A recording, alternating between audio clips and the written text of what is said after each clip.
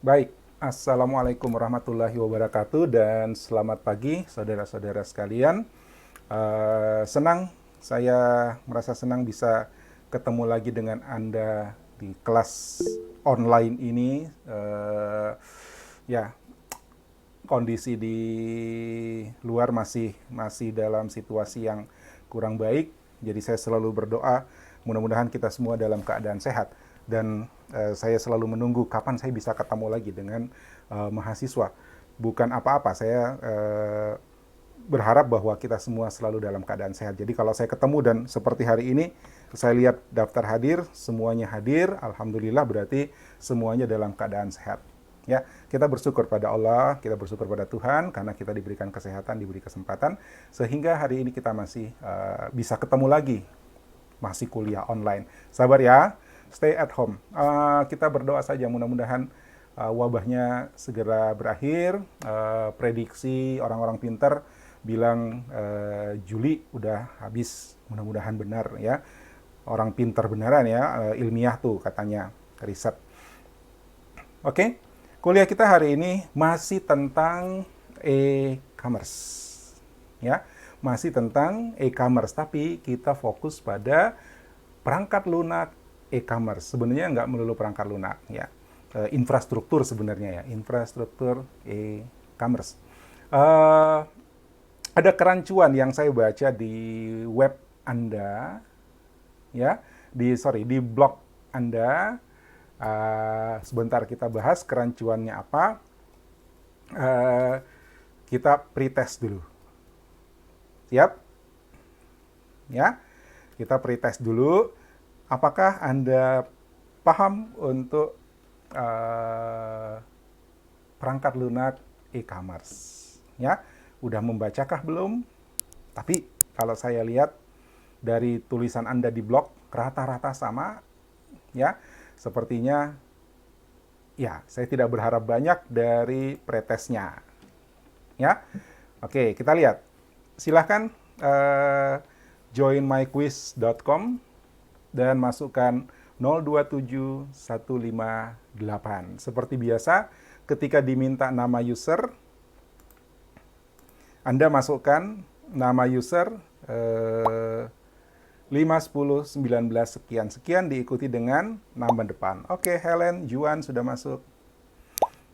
Yang saya minta tolong merekam, minta tolong ya, jangan lupa.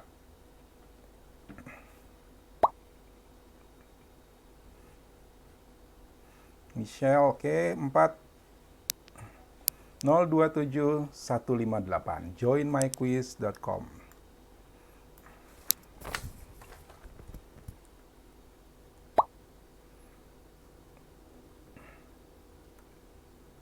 Oh, Alvin sudah tahu. Oke, thank you Alvin.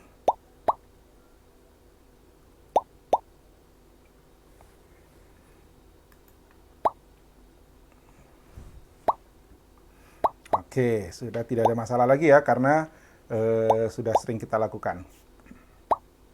17.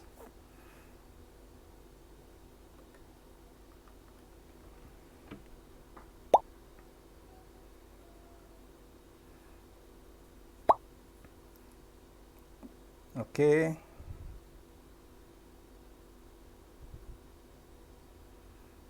Januar merekam ya.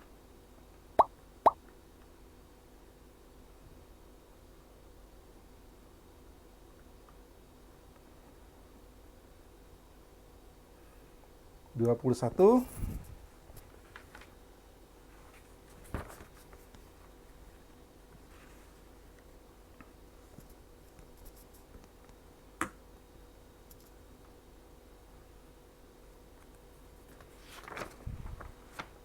Ada 24 harus. Siapa yang belum masuk nih?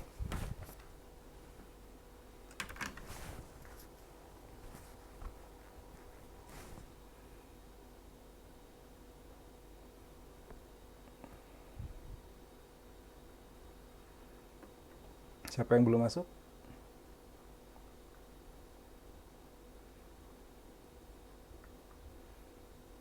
Yevian belum. Fakitas, oh sudah ada Fakita. Siapa lagi ya? Alvin 2, Alvin sudah. Ananda sudah, Willy sudah, Franz sudah, Theodorus sudah.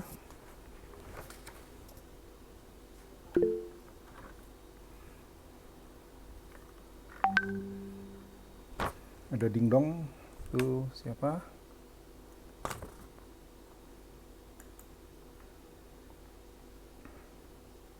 Oh, minta kodenya. Saya bacain ya. 027158.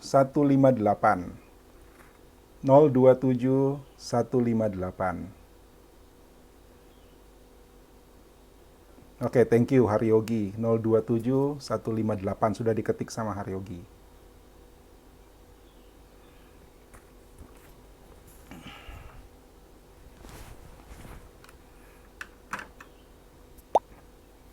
Oke, masuk.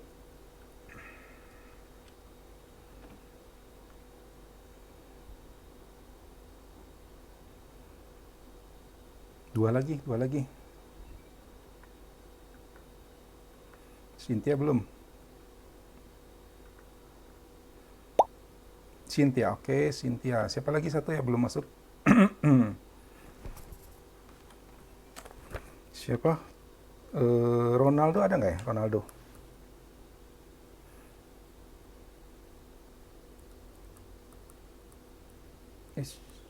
Lewat. Saya cek dulu.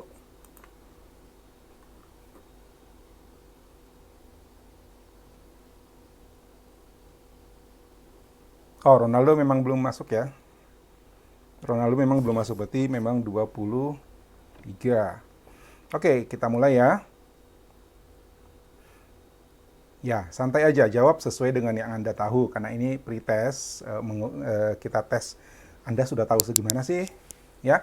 Nanti ada post testnya, ada perubahan atau tidak. Oke? Siap? Kita mulai.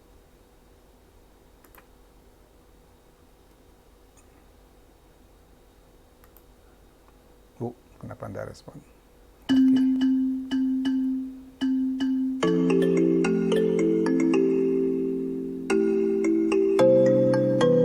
Silahkan.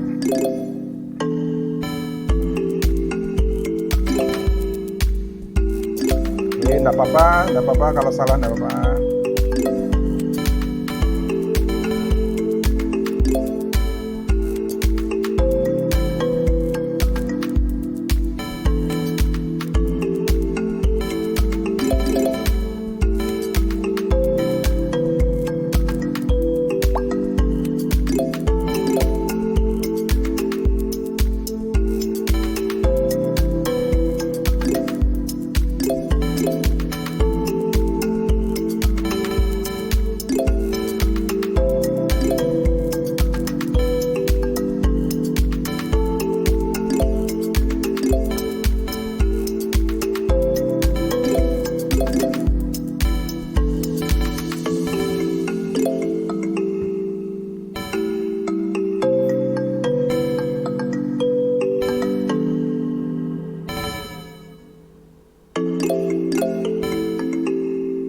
Oh, 36% akurasi, oke.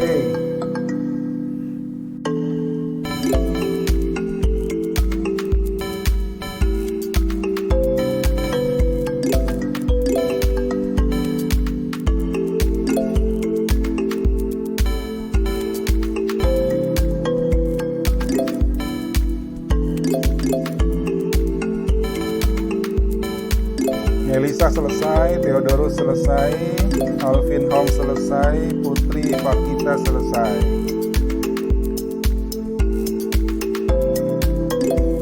Januar selesai. Erik satu lagi, Erik. Cindy satu lagi. Dionita satu lagi. Oke, Januar selesai, Erik. Bionita satu lagi. Wah, tinggal satu.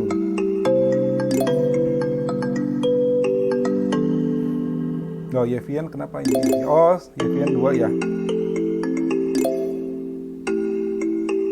Saya hapus yang ini ya.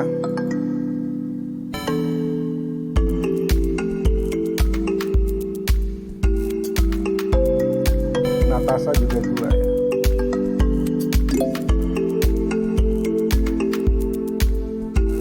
Natasha mana Natasha?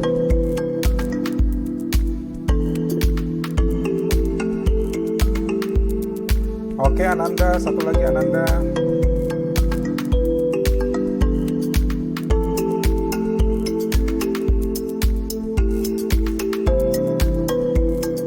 Natasha ada masalah kah?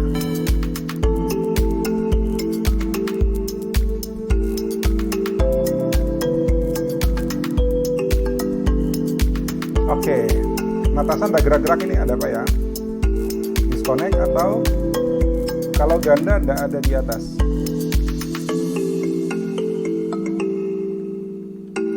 Oke, saya hentikan, selesai. 45% akurasi.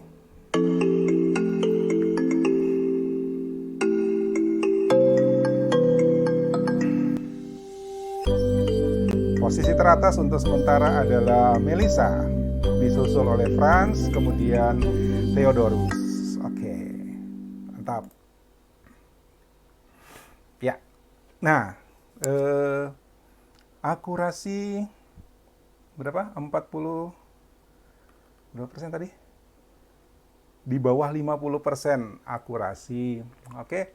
Nah, karena saya juga baca blog yang Anda tulis, itu memang agak kurang cocok. Ya, yang Anda sebutkan memang cocok. Ya, yang Anda sebutkan aplikasi-aplikasi aplikasi-aplikasi e-commerce itu cocok, ya. Tapi bukan itu sebenarnya yang harus kita bahas. So, saya mau coba satu lagi, ya. Yang tadi merekam udah ya, selesai. Nanti sebentar post testnya baru rekam lagi ya. Thank you. Nah, sekarang saya mau ngajak Anda ke sini. Ya, jangan tutup browsernya, buka menti.com, www.menti.com. Ya. 68, kalau diminta kodenya ketik 681809. Tanpa spasi ya, 681809, menti.com.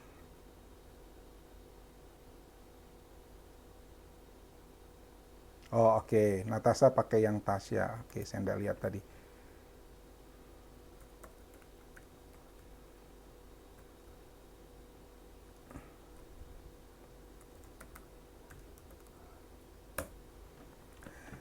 Oke. Silakan Anda ketik, masuk ke buka, masih dengan browser ya, masuk ke www.menti.com. Lalu kalau diminta kodenya adalah 681809. Nggak usah pakai spasi. Lalu silakan jawab pertanyaan saya. Kalau Anda paham tentang word processor, ya, kira-kira layanan apa yang tersedia dalam sebuah word processor menurut yang Anda pahami? Silahkan ditulis, singkat aja ya. Anda jawab minimal 3 ya, 3.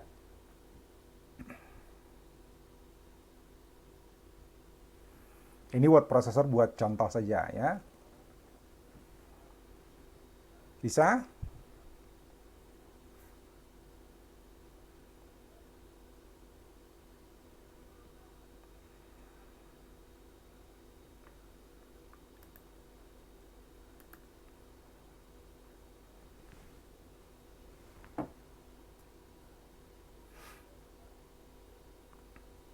Tuh, belum ada.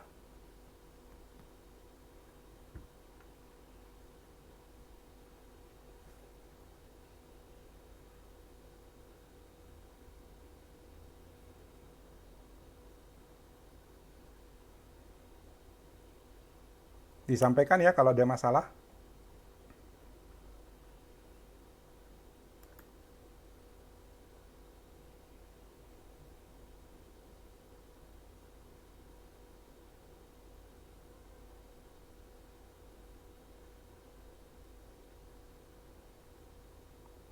Menti.com 681809 681809. Saya tunggu.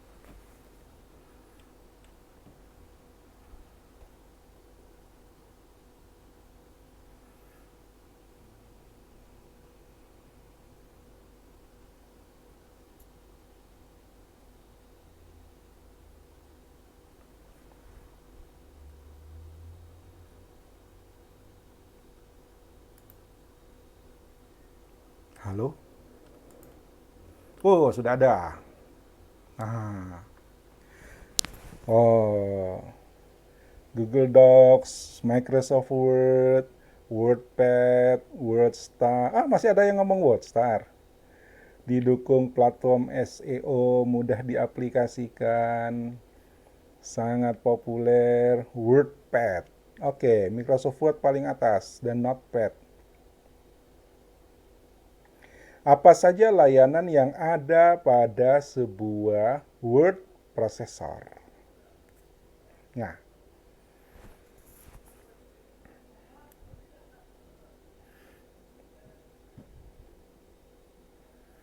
perhatikan pertanyaan saya ya. Apa saja layanan yang ada pada sebuah word processor?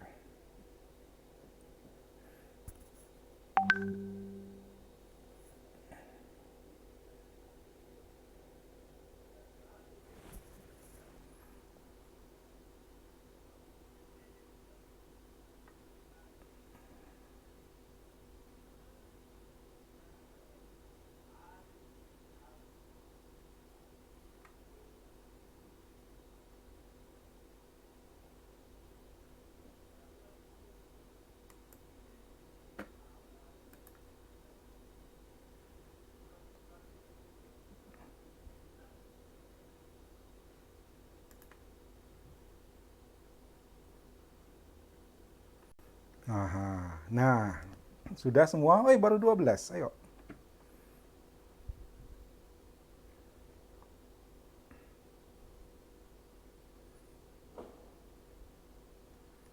Booklet, brosur, grafik. Wah, itu kecil-kecil semua tuh.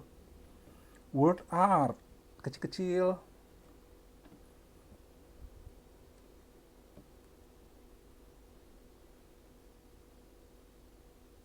Mengolah paragraf juga kecil.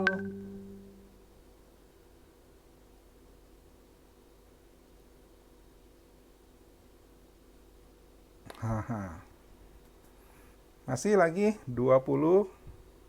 Ada 3 lagi.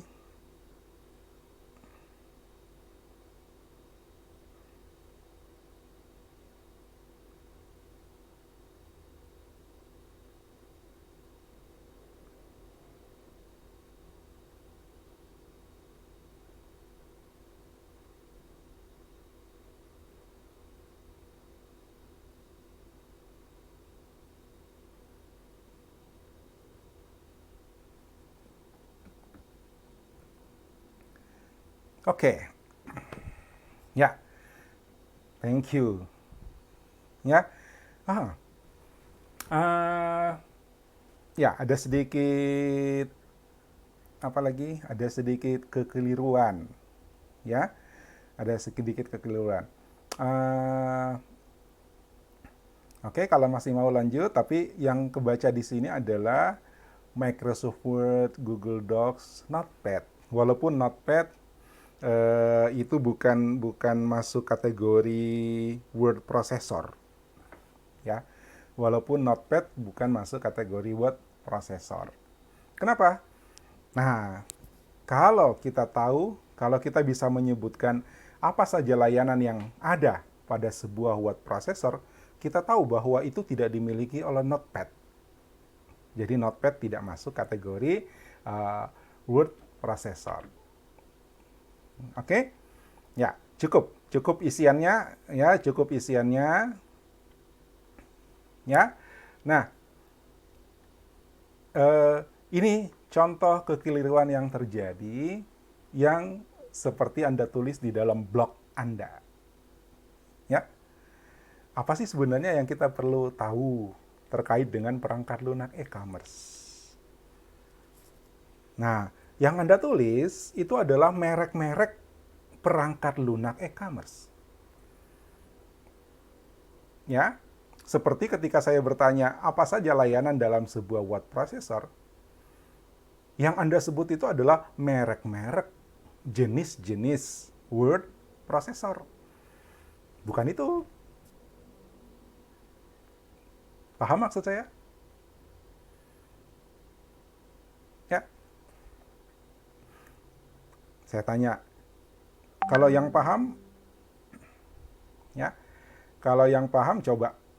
Kira-kira fasilitas di word processor itu apa sih? Oh, Farel bertanya, layanan apanya? Sekarang gini, Farel dan yang lainnya, ya, tunggu.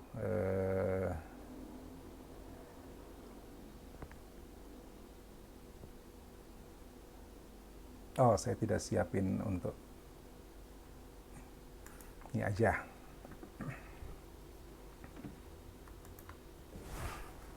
Ya, eh, ketika Anda masuk ke sebuah word processor, contoh word processor cocok Microsoft Word, Google Docs, apa Open Office, Star Office, masih ada nggak ya Star Office itu? Ya. Nah, ketika Anda masuk ke katakanlah MS Word, layanan apa yang tersedia di dalam? Bisa disebut? Ya, ketika Anda masuk ke MS Word, layanan apa yang tersedia di dalam? Autocorrect satu, Helen, apalagi?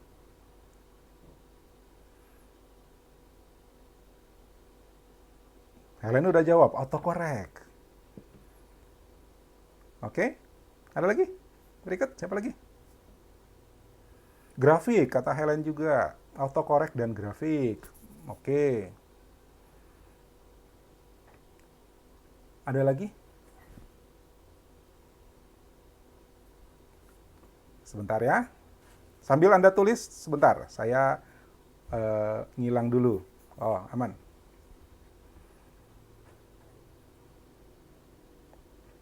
Halo, halo, halo. Ya, simpelnya gini. Kalau Anda masuk ke MS Word, mencetak. Oke, Yevien menulis. Cetak. Mengurutkan data. Nah, kan? Apa lagi? Yang paling dasar, coba. Yang paling dasar.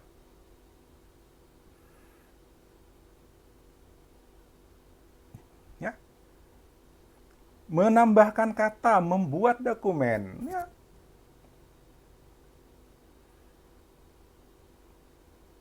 Cindy membuat dokumen, Yevien menambah kata, membuat surat, Farel. Oke, jadi paham ya Farel ya, maksudnya ya.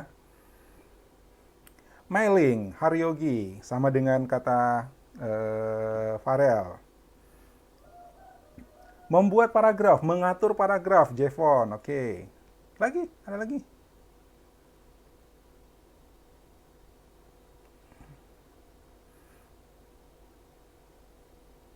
Tabel, Helen, tabel. Good. Nah, jadi bisa bedakan layanan sama merek. Ya, jadi harusnya yang Anda jawab di pertanyaan saya yang ini, itu harusnya ya apa yang Anda temukan ketika menggunakan word processor. Oke? Ya. Kalau kita di word processor, Yevien, ini berarti yang dimaksud layanan dari dalam word processor. Betul. Dalam word processor. Ketika Anda masuk ke aplikasi word processor, maka Apa yang kita bisa kerjakan di dalam? Editing.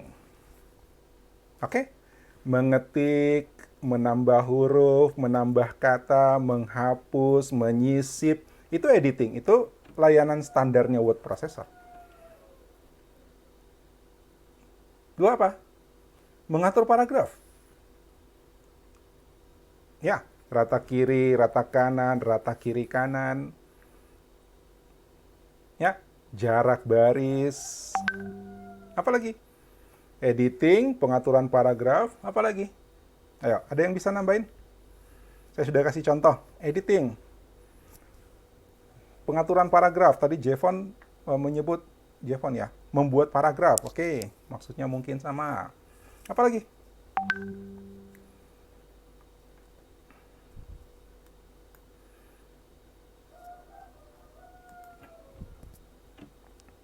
Ayo, apalagi? Ya, styling. Tahu styling? Mengatur huruf. Huruf tebal, miring, berwarna. Oke, Yevien mengubah font, styling. Ada lagi? Tadi Helen bilang tabel. Haryogi sama apa? Haryogi sama siapa tadi membuat surat? Farel, mailing, ya. Udah. Masih banyak lagi layanan yang dimiliki oleh mencetak. Ya. Masih banyak lagi layanan yang dimiliki oleh sebuah word processor. Jadi paham pertanyaan saya? Ya. Paham juga kekeliruan Anda dalam menulis materi di blog. Oke, Jevon, copy paste. Copy paste itu bukan cuma di word processor. Tahu? Oke. Jadi kalau kita putar, kita balik, ya. Besok kalian akan jadi orang yang bertanggung jawab untuk mengembangkan aplikasi. Sebagai contoh word processor. Ya. Sebagai contoh word processor. Ketika Anda ditanya, Anda diminta untuk membuat word processor, yang pertama Anda pikirkan itu bukan word processor saya mereknya apa. Kan bukan. Ya. Yang Anda harus pikirkan adalah word processor saya bisanya apa. Kalau gitu kita lihat dulu word processor harusnya bisa apa. Bisa edit, bisa ngatur paragraf, bisa styling, bisa apa tadi? Nyurat, tabel, grafik. Nah, inilah yang harus Anda siapkan ketika Anda membangun sebuah word processor. Barulah dikatakan Anda membuat word processor. Kalau ini paham, nggak ada yang tulis notepad. Ya, karena notepad nggak bisa styling. Ya, notepad nggak bisa rata kiri kanan. Kenapa? Dia bukan word processor, dia text editor. Oke? Paham sampai sini? Jadi Anda sebagai orang yang nanti akan jadi dikenal sebagai orang yang paham IT, ketika diberi tanggung jawab mengembangkan sebuah sistem, maka yang harus terpikir adalah sistem saya bisa apa? Sistem saya melayani apa? Oke? Ya. Bukan merek apa? Bukan pesaing yang ada apa? Bukan. Ya. Sistem yang saya mau bangun itu apa? Jadi ketika saya minta kalian menulis blog tentang e-commerce, ya, perangkat lunak e-commerce, maka yang harus terpikir adalah apa? Layanan e-commerce saya, kalau saya bikin layanan e-commerce, maka saya harus menyediakan apa?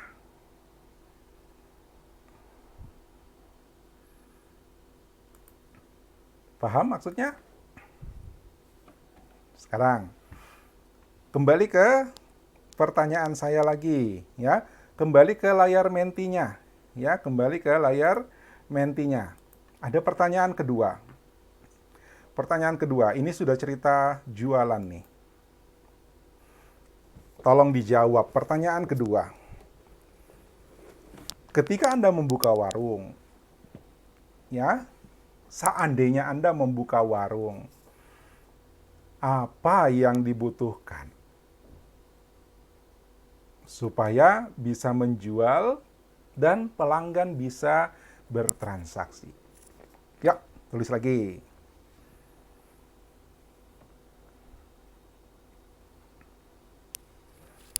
Ya, simpel kan? Paham ya pertanyaannya ya? Ketika Anda mau jualan, Anda buka warung, ya bukan tempat makan ya, warung pokoknya toko atau apa gitu. Nah, apa yang harus Anda sediakan ketika Anda buka toko? Dengan begitu Anda bisa menjual dan pelanggan bisa bertransaksi. Ya, saya tunggu. Tulis. Wah, nggak asik yang ini, yang nggak ada musiknya.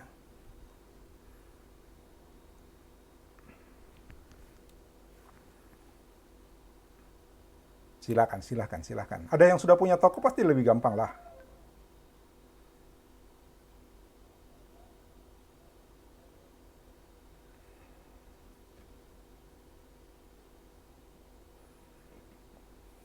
Kasir. Good, satu. Ayo. Satu jawaban. Anda boleh jawab lebih dari satu, sampai 5 boleh tuh. Ya. Barang. Tempat. Oke. Tempat, tadi saya bilang bukan restoran. Ya, jangan bilang restoran. Tempat, barang, kasir, meja uang, kalkulator, oke, pasti ada barang dagangannya. Kalkulator, kasir masih paling atas. Ya. Karyawan, nomor 2, kalkulator nomor 3, produk naik. Ya. Kasir masih top. Ayo, apalagi?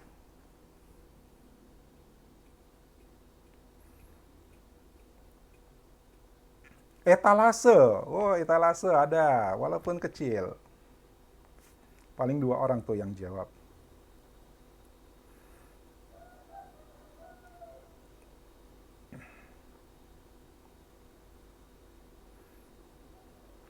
Kasir, karyawan, kalkulator, uang. Ya, yang saya sebut ini yang besar-besar ya. Kasir, karyawan, kalkulator, produk, uang. Oke, promosi. Oh, kecil promosi. Ada CCTV. Oke, CCTV. Terus. Anda bisa jawab lebih dari satu, tapi jangan ngulang ya pertanyaannya. Jangan ngulang jawaban yang tadi. Artinya, kalau saya mau buka toko, maka saya harus punya ini dan ini dan ini dan ini dan ini gitu. Ya, sampai 5 boleh, tulis.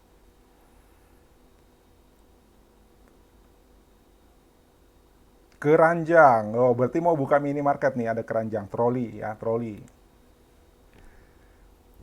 Kasir, produk, karyawan, kalkulator, masih top, uang. Etalase membesar.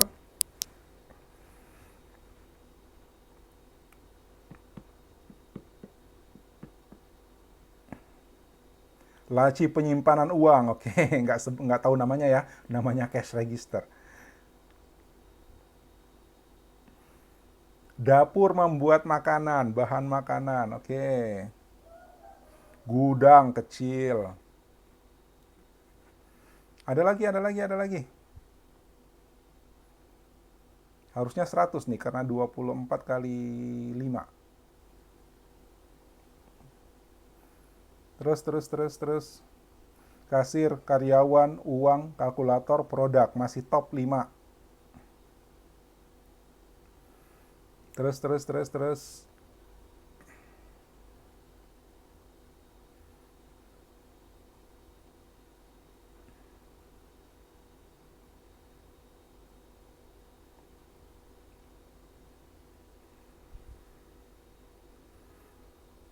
Wah, udah nggak goyang. Ya udah. Nah, jadi kira-kira paham nggak ya apa sebenarnya yang minta dijelaskan tentang perangkat lunak e-commerce? Ya, saya balik ke sini dulu. Ya, ketika Anda mengatakan saya mau buka toko, maka apa yang harus ada? Barang. Hah? Kalau restoran berarti makanan, bahan makanan. Nah, barang itu disuplai dari mana ke mana? Siapa yang mensuplai saya? Ya. Kemudian bagaimana saya memanage supply itu? Kalau saya bikin restoran ayam, maka suplai ayam harus terjamin masuk ke saya. Ya kan? Jangan sampai ada satu saat, satu hari kosong, ya, suplai ayam, tapi kemudian apa? Ya, pelanggan saya lagi banyak, tapi suplai ayamnya habis kosong. Jadi saya harus menjamin supaya suplainya tidak terputus. Bagaimana caranya? Ya. Nah, yang kedua, saya mungkin butuh pajangan, etalase. Ya. Bagaimana saya memajang produk saya? Kalau saya jual daging ayam, bagaimana saya memajang daging ayam?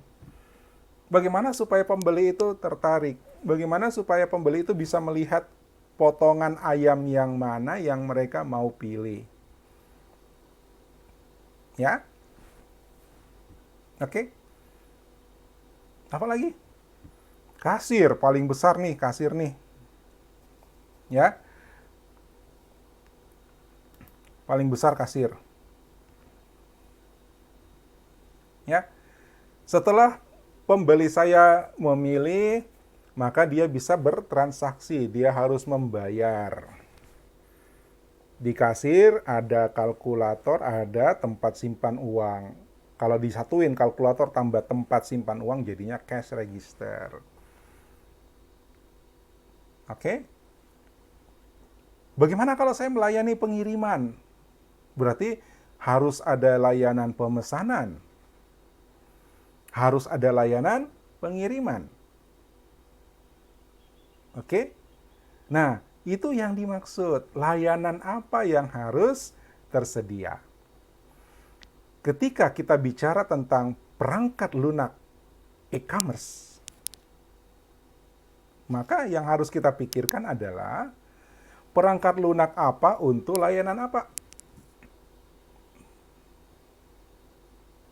Oke? Perangkat lunak apa untuk layanan apa. Bagaimana dengan layanan etalase? Perangkat lunaknya gimana? Bagaimana layanan untuk supply? Perangkat lunaknya gimana? Bagaimana layanan untuk transaksi? Perangkat lunaknya gimana? Softwarenya gimana? Bagaimana layanan untuk pengiriman? Perangkat lunaknya seperti apa? Itu ya. Merek iya ada aplikasi namanya Magento, ada namanya apa yang Anda tulis itu? WooCommerce, ada. Ntar saya lihat dulu yang Anda sudah tulis ya.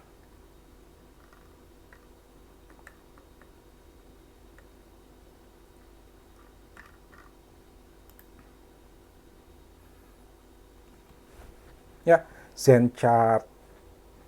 Banyak, memang banyak mereknya. Tapi apa yang dimiliki oleh aplikasi-aplikasi tersebut? Ya, apa yang dimiliki oleh aplikasi-aplikasi tersebut?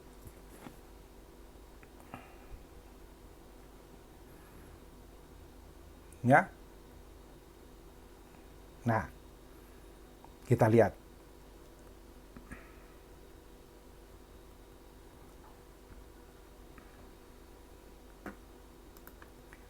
Perangkat lunak e-commerce.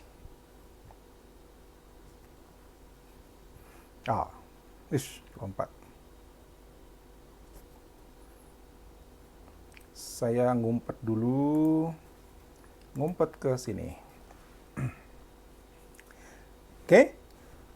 Apa fungsi-fungsi dasar yang harus dimiliki oleh software e-commerce? Sama ya? Ya.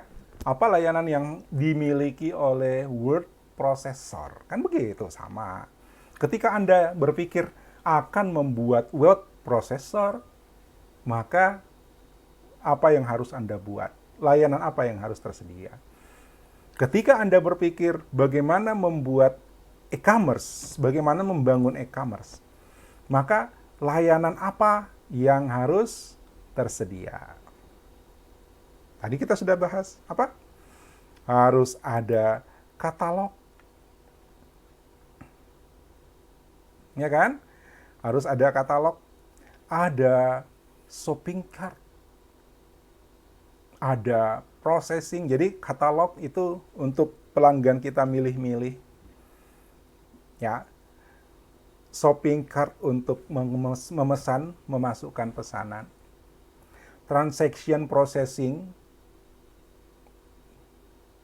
ya, proses pembayaran, dan delivery, pengiriman. Nah, pertanyaannya adalah bagaimana ini semua gitu? Yang melayani ini bagaimana? Softwarenya bagaimana? Itu loh yang harusnya Anda bahas. Bukan mereknya. Oke? Proses orang belanja di e-commerce. Satu, masuk website. Berarti mesti siap website. Dua, browse produk. Tunggu. Udah belanja belum? Belum ya? Saya lupa tuliskan aturannya. Bentar ya, sebentar.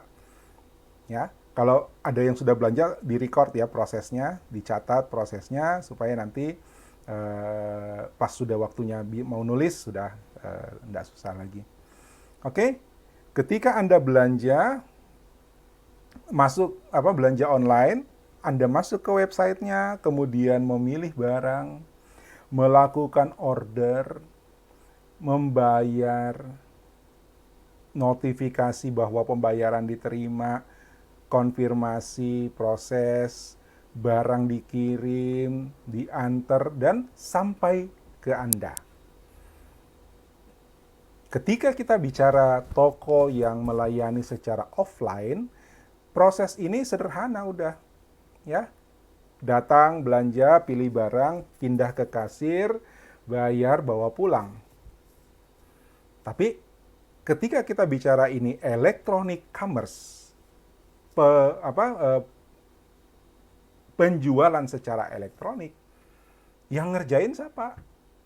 Yang ngerjain kan komputer. Hardware sama software. Softwarenya apa? Oke? Katalognya bagaimana softwarenya?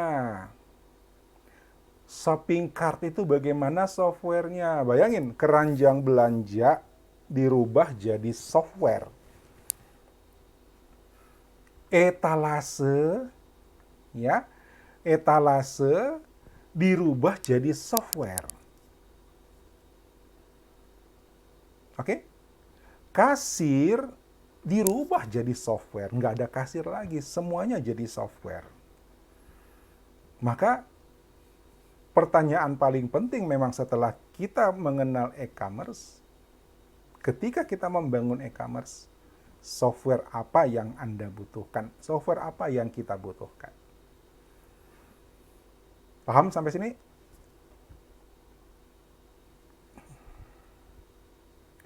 Kalau ada pertanyaan, langsung tulis di chat ya.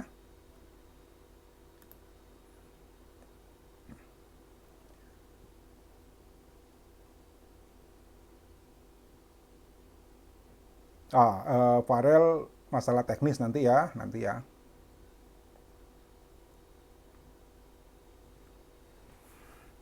Oke? Lanjut. Pertama, katalog. Ketika kita mau jualan, mau online, mau offline, kita harus memberi kesempatan pada pelanggan kita, pada calon pembeli kita, untuk melihat barang apa yang kita jual. Ya kan? Kalau kita jual mobil, ya ada showroom mobil. Ketika kita jual mebel, ada showroom mebel. Oke? Ketika kita jual daging, ada etalase menampilkan pilihan-pilihan daging. Ya, sama. Ketika kita jual banyak jenis barang, maka etalasenya juga jadi semakin kompleks.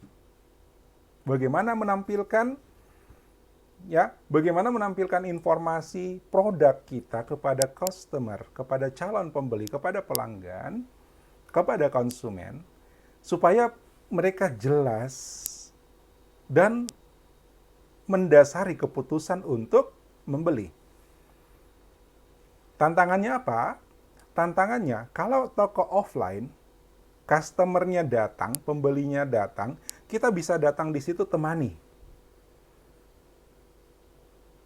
Ya kan? Kita bisa datang di situ temani. Bapak beli apa? Bagaimana kalau Bapak beli yang ini? Kalau dia tanya, ini mengandung apa? Kita bisa jelaskan kan? Ya. Kalau kita menjual katakanlah makanan olahan, mungkin calon pembeli akan bertanya, ini bahan dasarnya apa? Prosesnya bagaimana? Sehat apa tidak? Ya kan? Manfaatnya bagi tubuh apa? Kita ada di sebelahnya, kita bisa jelaskan. Kalau tokonya offline. Tapi ketika tokonya online, kita tidak selalu ada. Ya kan? Toko online itu pembelinya bisa belanja pagi, bisa belanja siang, bisa belanja tengah malam. Apakah kita standby 24 jam nemani pembeli? Enggak. Maka kita harus membuat informasi produk yang lengkap, jelas. Sehingga tidak perlu bertanya, pembeli sudah dapatkan informasi. Ya, kecuali ada detail-detail yang memang harus tanyakan, kita sediakan layanan untuk diskusi, untuk mempertanyakan. Tapi akan lebih bagus kalau semua informasinya sampai memutuskan, sampai mendasari dia untuk membeli, itu sudah ada. Itu tantangannya katalog pajangan ya, etalase di e-commerce. Ya. Jadi katalog, daftar barang, daftar produk, kategori barang. Coba kalau Anda misalnya nanti untuk tugas blognya yang belanja online, Anda masuk ke marketplace, ya, Tokopedia, Blibli, Lazada, apalagi Shopee, ya. Begitu banyak barang, kita susah mencari? Tidak. Kenapa? Ada pengorganisasian produk. Ada pengelompokan produk. Saya mau cari makanan, ada. Saya mau cari perbaikan rumah, ada. Saya mau cari alat elektronik, ada. Mau cari alat bengkel, ada. Ada kelompok-kelompoknya. Itu tantangan untuk membuat etalase versi e-commerce. Oke? Ya. Jadi katalog display itu pada prinsipnya etalase. Etalase versi e-commerce. Ya itu tadi tantangannya.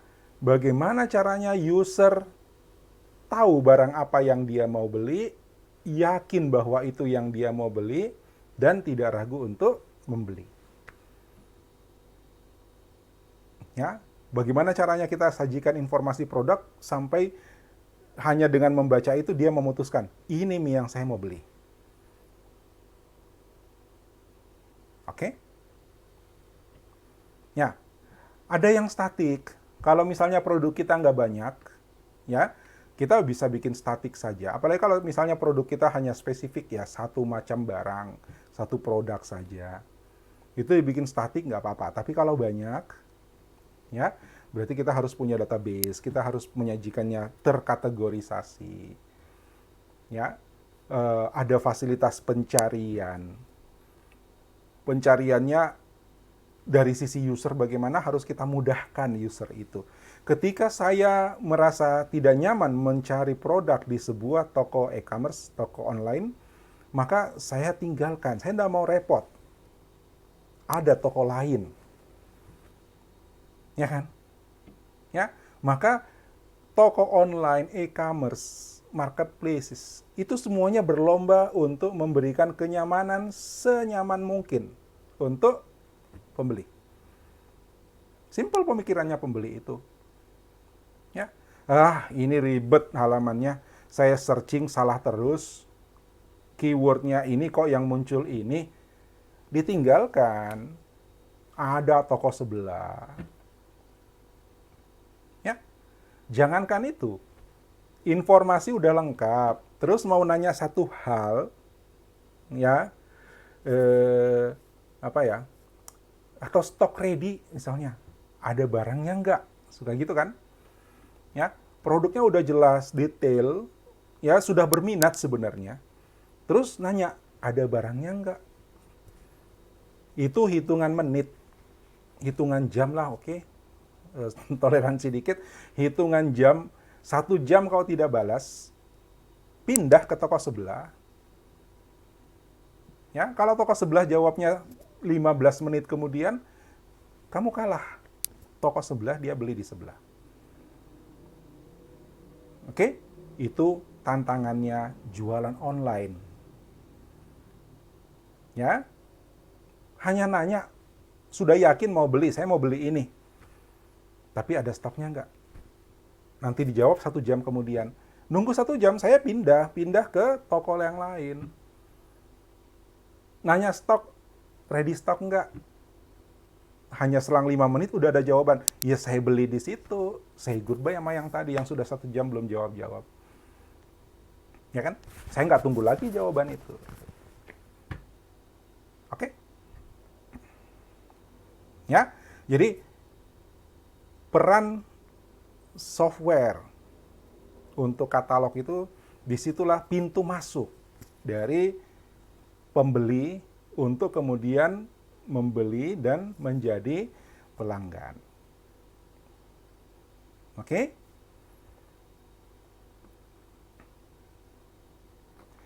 Ya, yang harus kita pikirkan adalah bagaimana supaya memungkinkan pengorganisasian produk dan navigasi yang berorientasi user. Ya. Jadi bukan di sisi penjual, ini bagus, bukan. User yang menilai, ini katalogmu bagus. Ya. Calon pembeli yang menilai, ini penataan barangnya jelas, informasi barangnya jelas, bukan penjual yang menilai. Pembeli. Kalau dia enggak suka, udah kalah udah. Oke? Next. Shopping cart. Pesan belanja. Ya. Oke. Tahu shopping cart kan? Troli. Ya. Kereta dorong di supermarket. Ambil barang masuk, ambil barang masuk, ambil barang masuk. Ujung akhirnya shopping cart itu gimana? Ya. Ujung akhirnya shopping cart itu kira-kira gimana?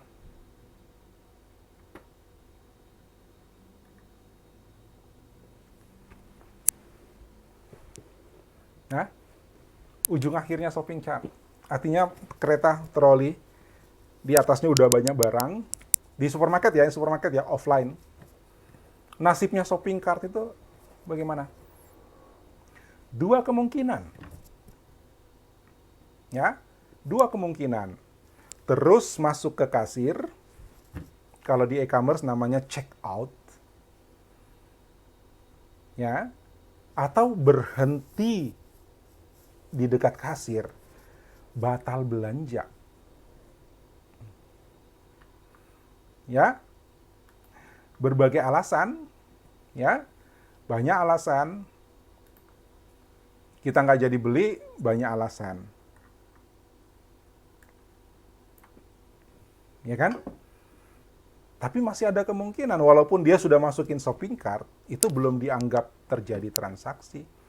Dia tidak jadi beli. Apa alasan kita ndak jadi beli. Ya, ternyata ketemu barang yang lebih murah di toko lain. Cara bayarnya rumit, tawaran pengirimannya lambat. Nah, itu kemungkinan-kemungkinan membatalkan kenapa orang nggak jadi beli padahal udah masuk di kartnya, udah masuk di shopping kartnya. Oke? Jadi, shopping cart itu vital untuk e-commerce. Secara software dia harus tersedia. Menggantikan metode pemesanan berbasis formulir. Ya, jadi bukan lagi bilang, "Bapak mau pesan apa, beli apa?" Dia yang milih tak masuk. Jadi sama dengan keranjang belanja di sama dengan keranjang belanja di supermarket, tapi berbentuk software. Barangnya masuk ke keranjang, tapi enggak beneran bilang seperti supermarket belanja barang itu masuk keranjang betulan. Bukan. Software mencatat barang apa yang sudah dibeli oleh calon pembeli. Oke? Dan ingat, dia masih bisa menghapus item. Pak, kalau saya bikin shopping cart nanti saya enggak akan bikin layanan menghapus supaya dia pasti beli. Ya terserah. Kira-kira akan sukses? Shopping cart tanpa penghapusan. Ya, kira-kira menurut Anda, Pak, saya enggak mau bikin nanti shopping cart-nya saya bikin enggak usah menghapus, Pak, supaya dia pasti beli, enggak ada pembatalan. Fakita, tidak. Kenapa tidak, Fakita?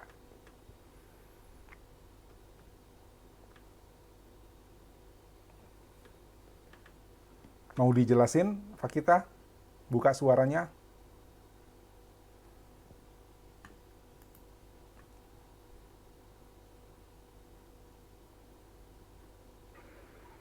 Tidak, Pak, Kenapa? karena kalau customernya sudah tidak mau belanja terus tidak bisa dihapus, dia makin risih. Betul. Kalau dia lihat ada harga yang lebih murah di tempat lain, dia pasti ke tempat lain. Terus dengan dia tidak bisa menghapus barang itu, dia tambah risih lagi. Jadi dia pasti semakin tidak suka dengan Ya. toko kita. Malah tokonya yang ditinggalkan ya, Fakita ya. Iya, iya, Oke, thank you, Fakita.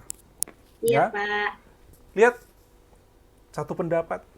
Ya, ketika dia tidak nyaman dengan mekanisme yang Anda sediakan, software yang Anda siapkan, resikonya tuh bukan nggak jadi beli satu barang, tapi resikonya dia nggak akan datang lagi ke toko kita.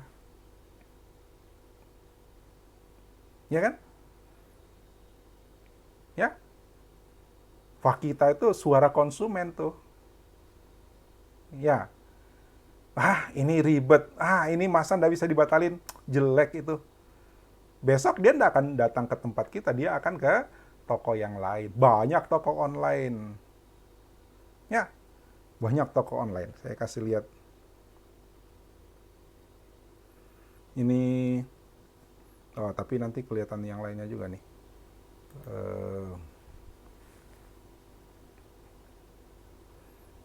Tunggu dulu, saya atur. Ini toko online. Semua toko online nih, ya. Di halaman ini semua beli-beli yang bayar-bayar online nih, ya, di layanan saya. Banyak ya. Ya, hampir semua saya pakai. Jadi kalau saya tidak suka dengan yang di sini, saya pindah ke toko sebelah. Saya tinggal hanya di ujung jari kan. Jadi ketika Anda berdagang secara e-commerce, nasibmu itu di ujung jari. Ya, tinggal bagaimana memanjakan jari pelanggan. Ya kan? Dia nyarinya enak, jarinya tidak pegal. Dia milih barangnya enak, jarinya tidak pegal. Ya, dia apalagi? Dia order jelas, jari dan matanya tidak lelah. Kalau dia mesti bertanya, aduh, tadinya dia cuma pakai telunjuk, mesti pakai jempol. Sayang jempolnya, telunjuk saja cukup. Gitu ya, manjakanlah jari pelanggan. Ya, itu e-commerce. Ya, YVN. Orang hanya akan menggunakan sekali, betul. Bahkan masuk, pengennya menggunakan jadi batal. Besok nggak masuk lagi. Oke? Jadi, ketika Anda menjadi orang yang membangun sistem, pikirkan dengan baik bagaimana shopping chart-nya. Ya, sudah dua. Apa tadi? Katalog sama shopping chart.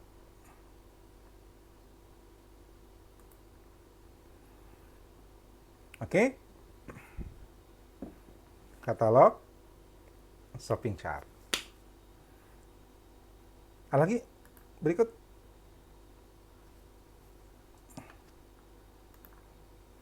Transaksi. Wah, ini. Ya. Dulu kita transaksinya hanya bisa transfer. Waktu itu juga kita belum punya kartu kredit.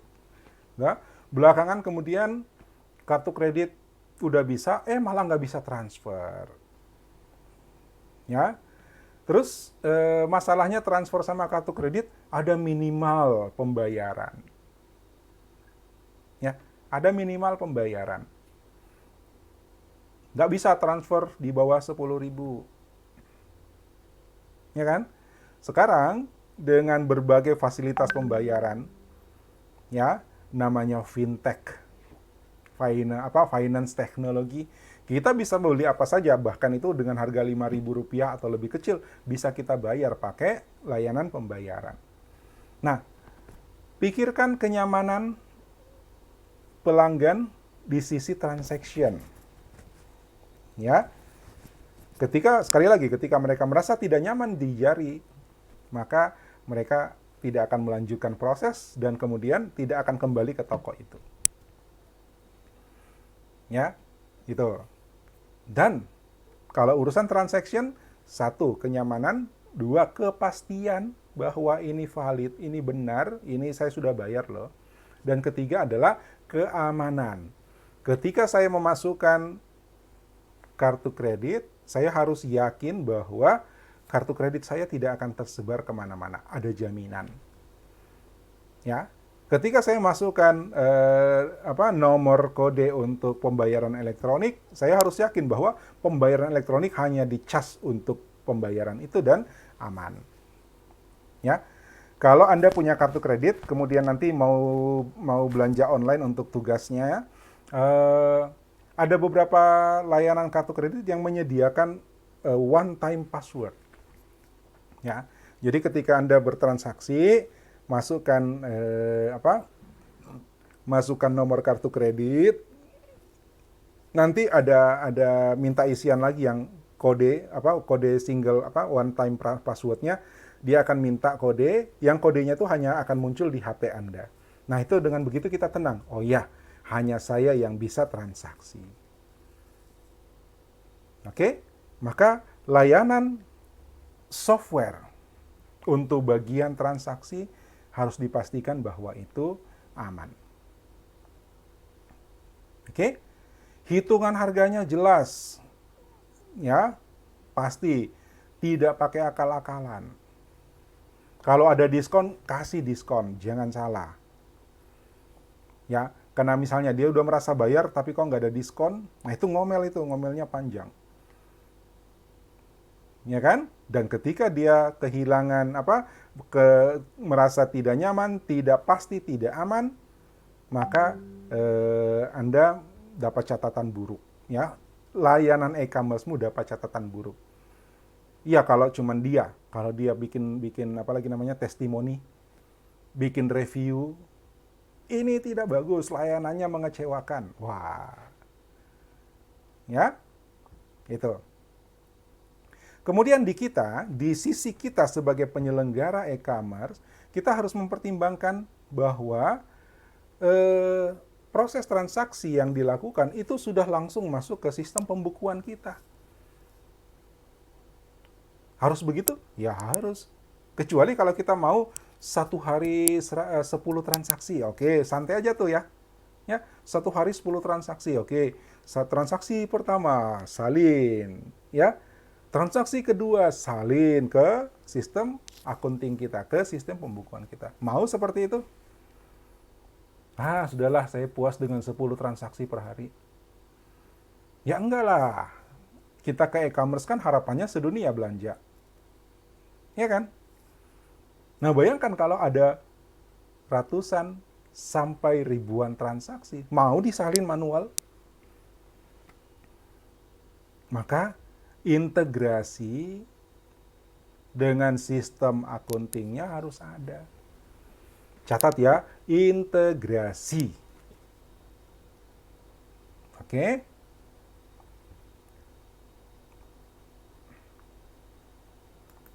Next. Nah, tadi saya suruh catat integrasi. Kenapa? Karena tadi di pertanyaan pretest ya, itu ada tentang apa? Middleware. Ayo, siapa yang jawab benar tentang middleware?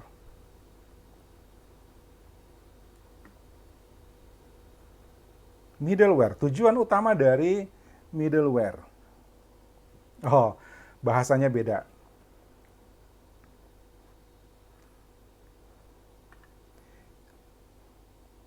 Oh, bukan yang terendah. Ya, 26% menjawab benar.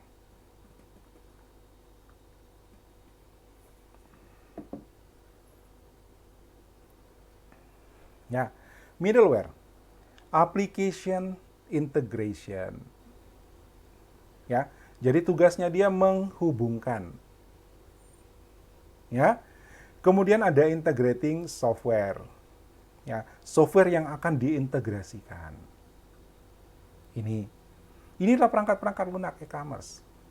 Selain 4 yang tadi, apa? Katalog, shopping cart, transaction. 3. Oke?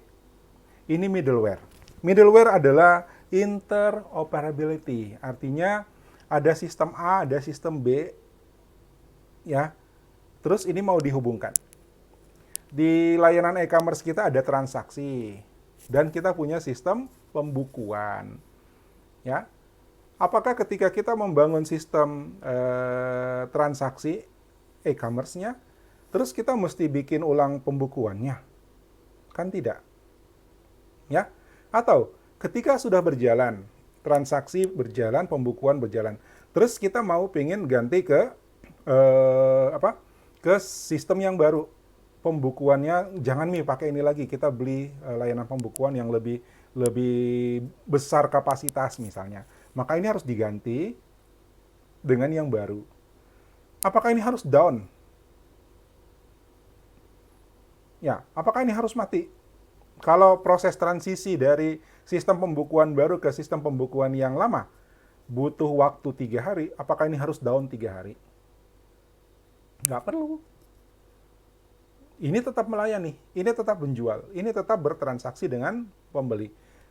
Ini silahkan mau dimati hidupkan boleh, tapi nanti ada middleware-nya, ada yang menghubungkan. Ya, itu. Jadi dia adalah sistem-sistem yang terpisah, tapi nanti ada perantara. Bagaimana caranya data di sini pindah ke sini? Otomatis. Itu gunanya middleware. Ya, kemudian dengan begitu juga semakin luaslah integrasinya. Ya, membutuhkan kustomisasi untuk penyesuaian dengan sistem yang sudah berjalan. Tadi yang saya bilang, kita udah punya bisnis toko offline. Berarti kita sudah punya sistem pembukuan kan? Tiba-tiba sistem offline-nya dibantu, ditambahin sama sistem online, penjualan online.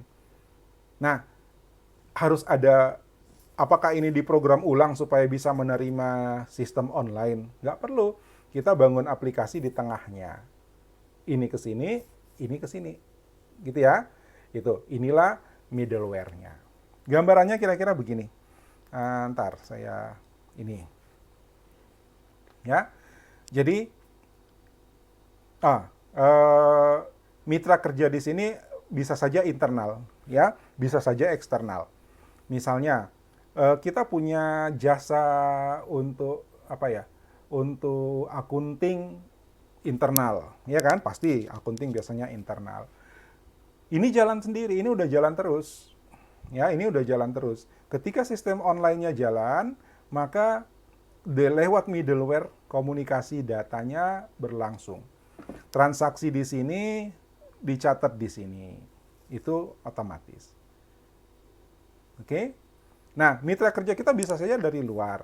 Supplier misalnya. Ya, supplier kita, dia nggak perlu, misalnya gini, saya kembali ke, misalnya toko, saya jualan online ayam. Ya, saya jualan online ayam. Ada supplier saya nih. Ya, karena saya sudah punya sistem, apakah supplier saya harus punya sistem yang sama dengan saya? Ya, kalau begitu, kasihan dong si supplier kalau dia menyuplai ke beberapa penjual online, dia harus bikin sistem yang sesuai dengan saya, bikin sistem yang sesuai dengan yang lain. Kalau dia punya 100 pelanggan, apakah dia punya 100 sistem? Enggak. Sistem dia tetap, sistem saya tetap, sistem yang lainnya juga tetap. Tapi ada interkoneksinya, ada interoperability-nya. Itulah yang disebut dengan middleware. Oke? Ya, ini operasional, ada interoperability. Oke? Nah, bagaimana dengan web services? Web services itu sama sih sebenarnya dengan middleware, tapi dia berbasis web. Middleware juga bisa berbasis web, dan dia jadi web services. Memang agak rancu ya. Middleware yang berbasis web, dia adalah web services. Web services sendiri itu middleware. Tapi kecenderungan web services itu begini. Ketika pelanggan Anda login ke sistem Anda, ya, Anda tidak perlu bikin aplikasi atau proses login. Bagaimana caranya? Terus bagaimana pelanggan saya bisa login? Gini, di webmu bilang, login menggunakan Gmail, login menggunakan Yahoo, login menggunakan Facebook, silahkan pilih. Artinya apa? Layananmu menyerahkan loginnya, sistem loginnya, sistem usernya pada sistem eksternal. Jadi kita nggak perlu punya database user dengan passwordnya. Cukup serahkan ke eksternal. Nah, layanan eksternal ini melayaninya lewat web. Maka kita gunakan web services yang mereka sediakan.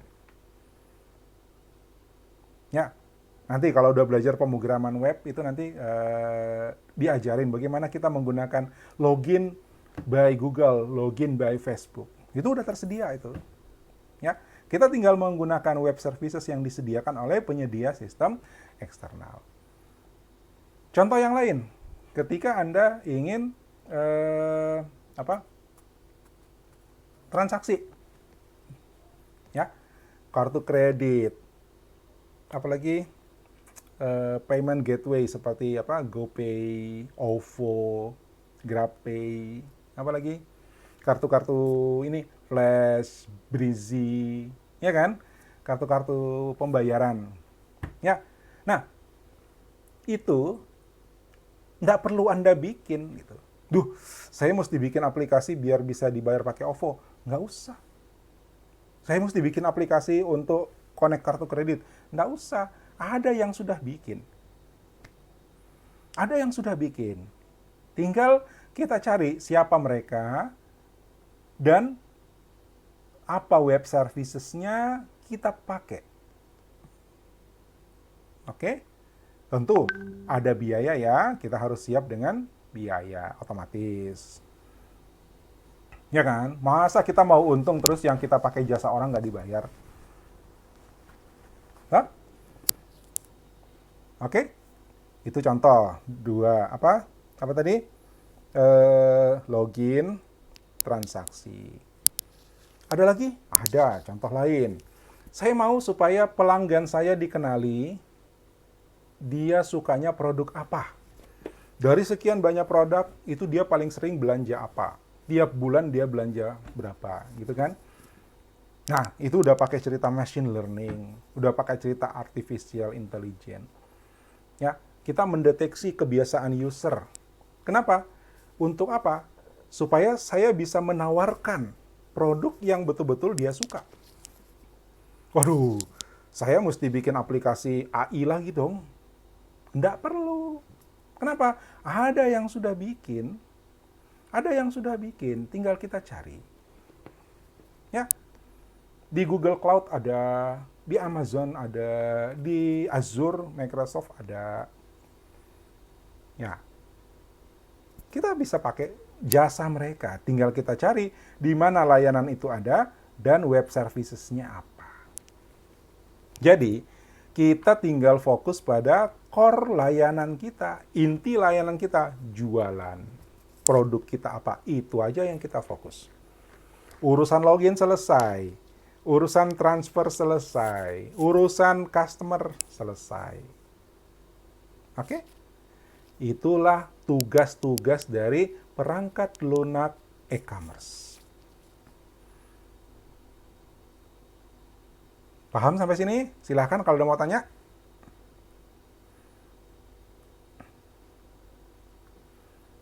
Ada yang mau tanya dulu?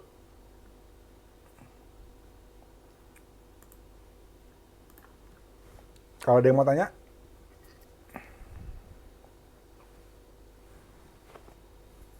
silakan tulis di chat.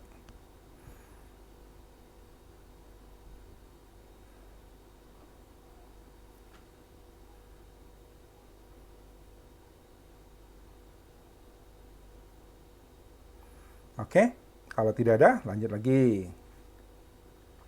Ya, jelas ya, web services.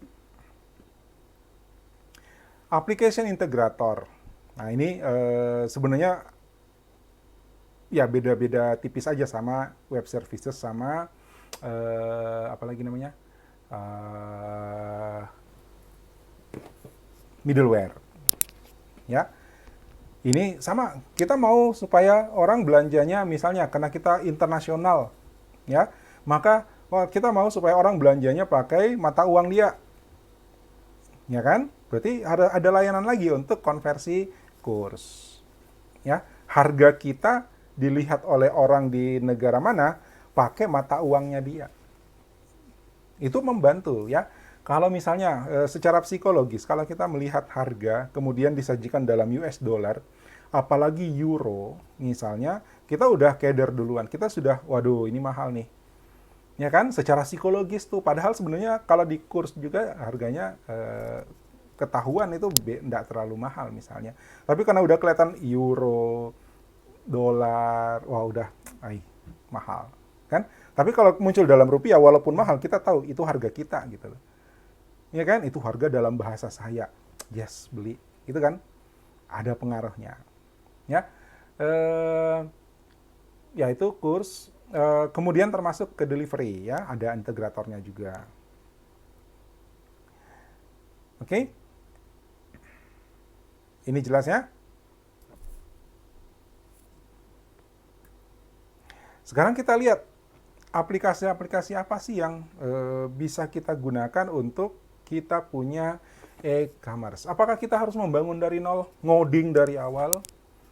Tidak perlu. Nah, ini yang Anda tulis.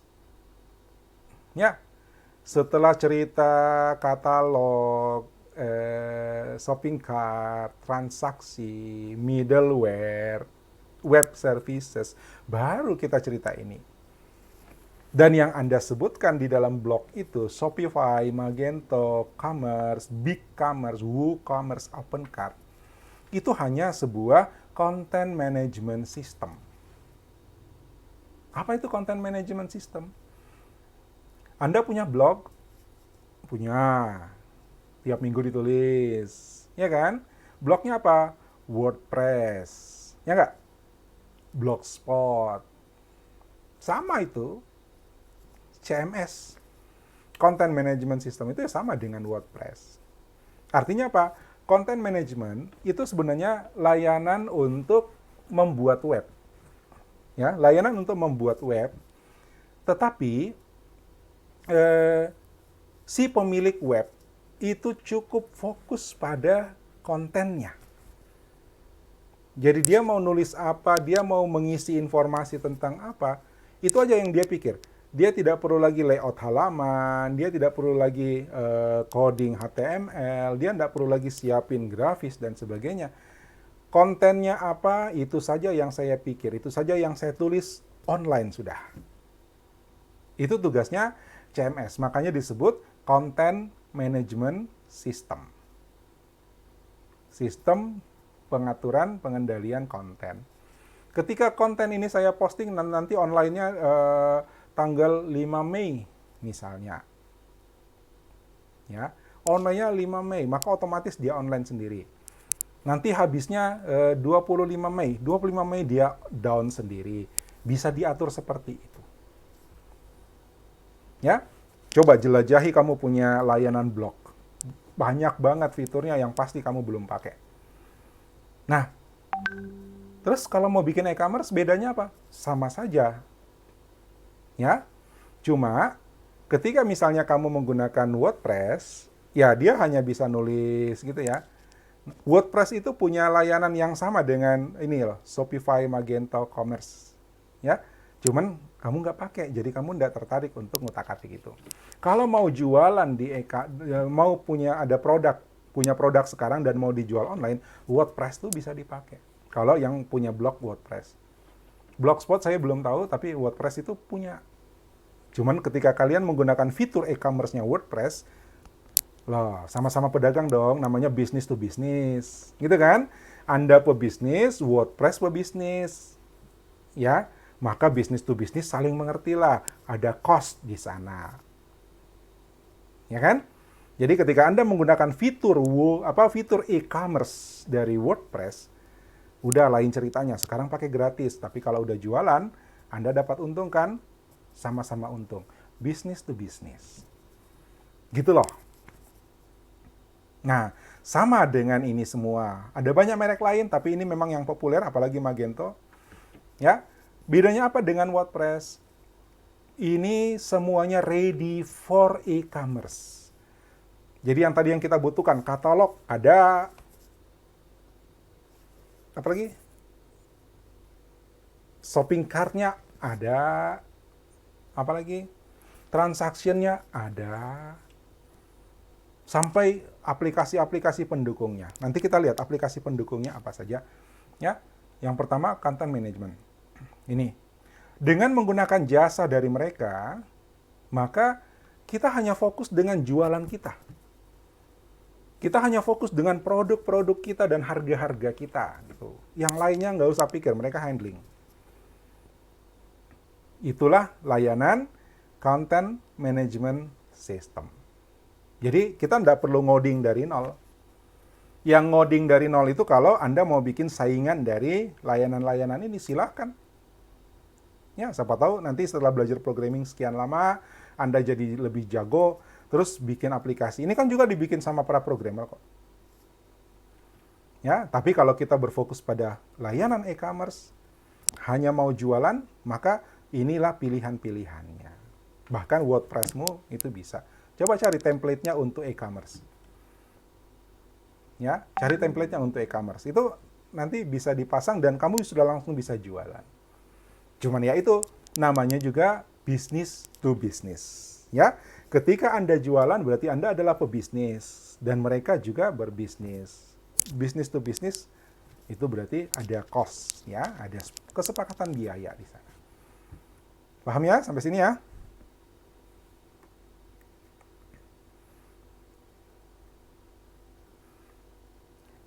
Kalau kabur sabar, nanti rekamannya insya Allah bagus. Nah, kalau udah lihat video-video kita yang kemarin yang saya rekam lokal, itu rekamannya bagus. Ini sekarang di Meet berkedip dan kabur. Oke, nggak apa-apa. Ya, nanti Anda baca lagi lah. Next, ERP, Enterprise Resources Planning. Nah, ini satu perusahaan. Ya, bisnis e-commerce itu satu perusahaan. Ingat minggu lalu saya kasih tunjuk tentang Gunung Es. Yang kelihatan di atas hanya katalognya, layanan customernya, tapi di bawahnya itu ada macam-macam. Ya kan?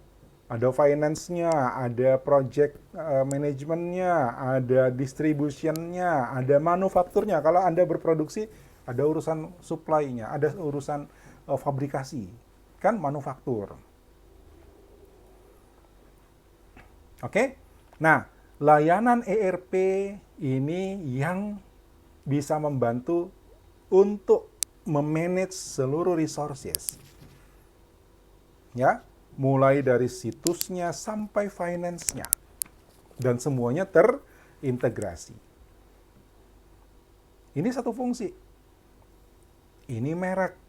Nah, Anda disuruh nulis perangkat lunak e-commerce yang Anda bahas mereknya. Ini merek nih. Ini produk enterprise ERP inilah mereka produsen ERP. Nanti tinggal milihnya ya harganya cocok apa enggak. Fiturnya memenuhi apa tidak. Layanan yang saya butuhkan ada atau tidak. Ya kan? Saya butuh apalagi namanya project management misalnya. Saya butuh mekanisme untuk project management. Tapi mungkin ada yang nggak punya. Oke, kita cari mana yang punya. Oke? Ini ERP ini adalah mengontrol semua sumber daya. Kebalik ya. Ya, mengontrol semua sumber daya yang ada di sistem kita. Ini dibutuhkan oleh e-commerce. Tapi kalau e-commerce-nya baru jualan kecil-kecilan, ya mungkin ERP ini kemahalan. Ya, ini aplikasi mahal. Tapi kalau misalnya bisnismu udah besar, mau enak handlingnya, maka software ERP ini sangat bagus untuk diinvest. Ya, ini sebuah investasi. Next adalah CRM, Customer Relationship Management. Ya, customermu atau kalau kamu pernah belanja online terus diminta review. Itu review buat apa? Review itu jadi input untuk penjual bahwa produk yang mereka sediakan itu memenuhi kepuasanmu. Atau tidak? Waduh, Pak, saya mesti bikin juga tuh layanan CRM. Nggak usah bikin, kalau mau beli. Ada yang sudah sediakan. Ini perangkat lunak CRM nih. Apa yang bisa dilakukan? Dokumentasi. Catat semua aktivitas usermu. Acquire and nurture. Apalagi namanya? Kumpulin informasinya dan pertahankan. Ya, nurture itu mempertahankan. Customer loyalty. Ada layanan, tapi kalau di Tokopedia juga sudah ada layanan itu. Ya, kita punya poin.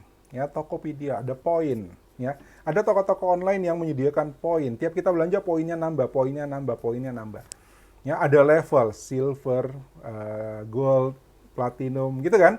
Nah, itu apa? Itu membuat kita sebagai customer, sebagai pelanggan itu merasa, wow, saya levelnya ini loh. Gitu kan? Ya. Nah, itu membuat pelanggan itu merasa menyatu dengan bisnisnya, ya. Ini dari CRM kita juga bisa mentarget pasar. Oh, target saya bukan yang ini, yang ini. Ketika kita mentarget pasar, memang pasar kita jadi lebih kecil, ya. Tapi itu pasti membeli. Daripada target kita besar, tapi masing-masing belinya satu, beli satu, beli satu, beli satu. Kalau kita mampu mentarget pasar, ini loh target pasar saya, dan itu sukses, maka semua yang kita targetkan membeli. Lebih besar peluangnya daripada pasarnya luas, tapi belinya dikit-dikit.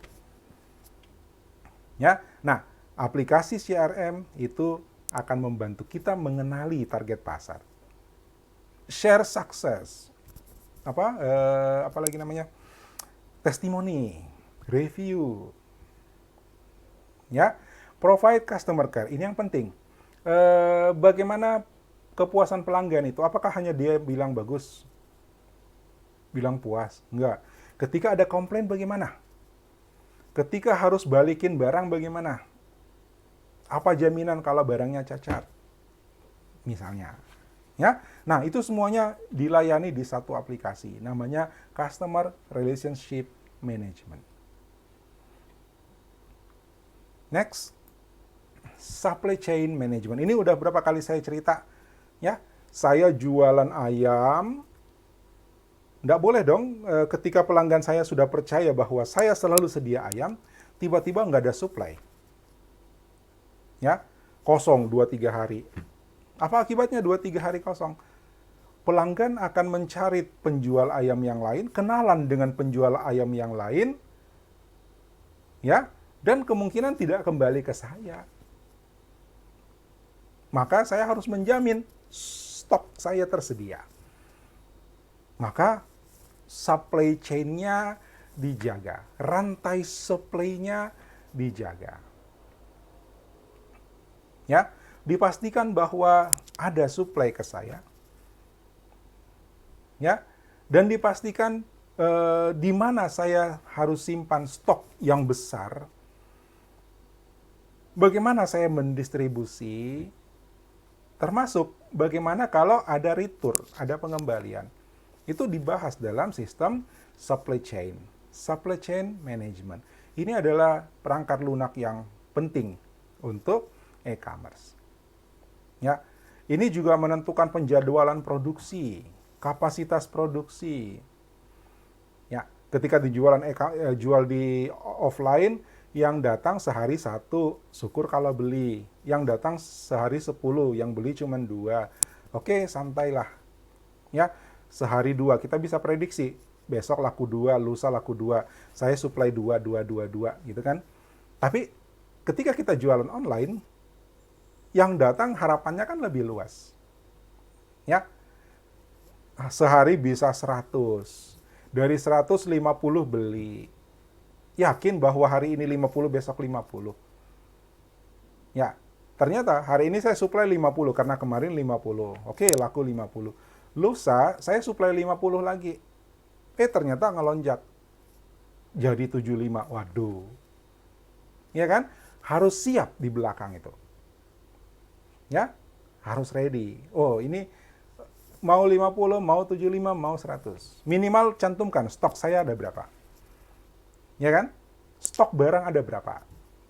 Ketika user sudah lihat stok tidak ada, ya, maka dia mungkin akan tidak akan memesan, tapi yang kita harapkan dia catat bahwa saya mau pesan, masuk ke wishlist. Itu gunanya wishlist. Wishlist itu CRM sebenarnya. Ya, customer relationship. Ya, kaitannya sama rantai supply. Nah, rantai supply ditangani oleh supply chain management. Apa? Content management, CMS, customer relationship management, supply chain management. Ini vital dalam sistem e-commerce. Knowledge management. Ini pertukaran informasi, ya. Kumpulkan informasi sebanyak mungkin dari user. Bagaimana kepuasan mereka, bagaimana mereka memanfaatkan produk, bagaimana pengalaman mereka menggunakan produk, dan itu kemudian menjadi informasi untuk user yang lain. Harus ada yang mengerjakan itu. Ya. Kalau di e-commerce itu ada tahap, ya, akuisisi. Akuisisi itu adalah orang berkunjung masuk ke layanan kita. Belum beli. Akuisisi. Ketika dia masuk dan belanja, itu namanya konversi. Jadi dari pengunjung menjadi pembeli. Setelah kita konversi, kita harus menjaga retensi. Retensi adalah dia mau datang dan beli kembali. Nah, supaya dia mau datang dan beli kembali atau ngajak orang lain untuk membeli lagi, kita harus tangkap dia puasnya apa, tidak puasnya apa. Kita kumpul menjadi knowledge. Kenapa dia beli banyak? Oh, dia pakai untuk ini. Ternyata ini dipakai untuk ini bisa. Gitu. Ya kan? Nah, informasi, knowledge seperti itu menjadi input baru untuk kita dan kita cerita lagi untuk bahan promosi. Oke? Maka knowledge management juga kita butuhkan dalam sebuah layanan e-commerce. Dari semua itu, yang paling vital adalah di mana kita mau simpan itu barang. Di mana kita mau running itu barang. Tapi, kalau kita menggunakan jasa pihak ketiga, nah mereka udah siap. Kita tinggal minta web services-nya saja. Tapi untuk kita sendiri, kita mesti siapin web hosting. Sebagian besar blog yang Anda sudah tulis udah membahas web hosting. Oke, that's good. Ya, ketika Anda membangun sebuah layanan e-commerce, mau tidak mau Anda harus punya layanan hosting. Web hosting. Ada yang gratis, ada yang bayar. Ya. Ini bahasanya sebenarnya udah bahas tentang teknologi web ya. Web hosting itu adalah tempat kita nyimpan file dokumen web. Ya kan? Melakukan processing aplikasi webnya. Ya. Sudah pernah kita bahas juga web server, koneksi jaringan 24x7, 24 jam sehari, 7 hari seminggu. Alternatifnya, kalau misalnya kita anggap mahal, ada variasi-variasinya. Pertama, self-hosting. Tapi kalau self-hosting berarti kita beli mesinnya sendiri, bayar internetnya sendiri, ya, kemudian ada technical support-nya sendiri. Kalau usaha kita besar, kita bisa gaji karyawan banyak, bayar internet mahal, maka self-hosting mungkin akan lebih bagus. Nah, tapi kalau tidak, kita serahkan ke pihak ketiga.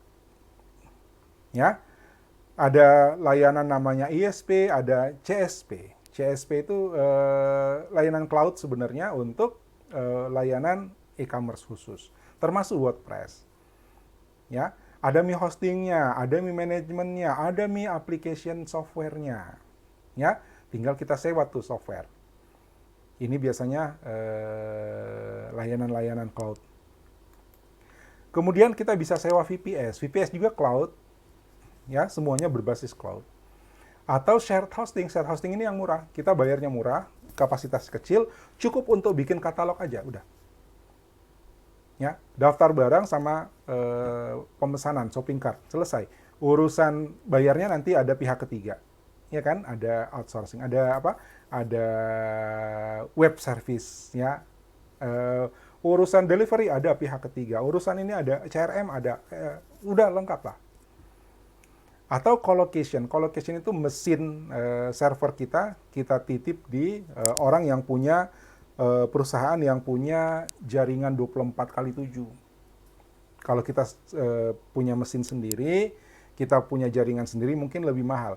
Tapi kalau kita titip ke orang lain mungkin lebih murah. Kita hanya numpang jaringannya dia. Itu namanya co-location.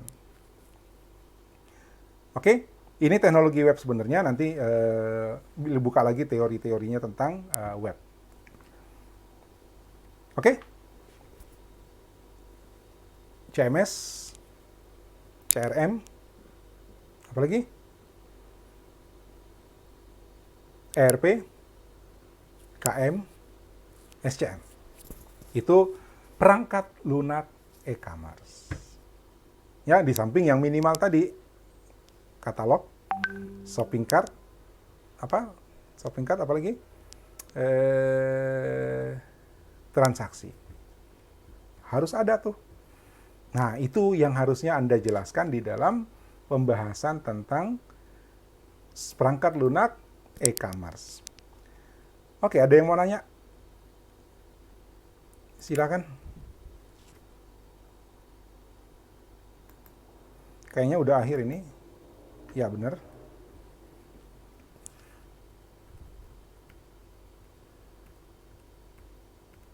Silakan kalau ada yang mau tanyakan dulu. Ya, integrating software yang diintegrasikan. Jadi ini software tambahan, tapi yang minimal kita butuhkan itu adalah ini. Katalog, shopping cart, transaction, dan delivery. Kalau softwarenya ini aja dulu 3. Lalu kemudian software tambahannya. Software tambahannya ini. Middleware, web service, dan integrating software. Software untuk integrasi. Ada yang mau nanya?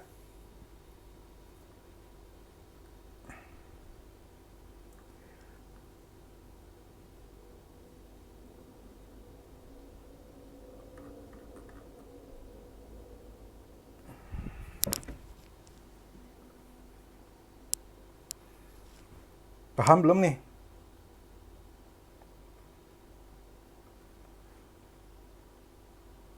Oke, kalau tidak ada, kita akan masuk ke post test ya.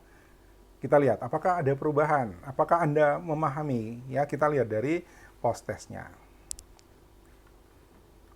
Ah, mungkin minggu-minggu berikutnya post test nanti saya bikin lain soalnya sama pretestnya ya, supaya siapa tahu untuk karena dibilang ini sama aja dengan nanti soalnya sama, jadi dicatat hanya yang muncul di soal saja. Ya, minggu depan mungkin saya akan buat berbeda. Oke? Kalau tidak ada pertanyaan, giliran saya yang bertanya.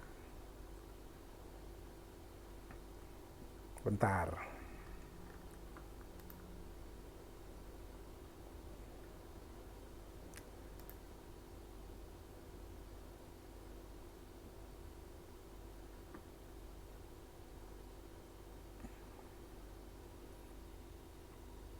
Sambil saya siapin, Anda silakan kalau masih ada yang mau nanya.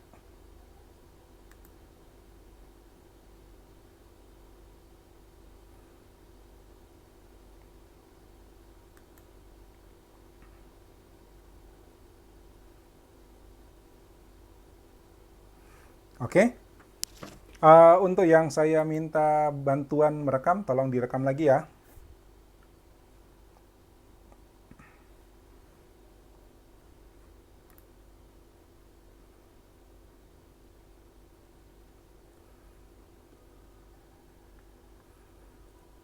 Siap ya? Oke, post test.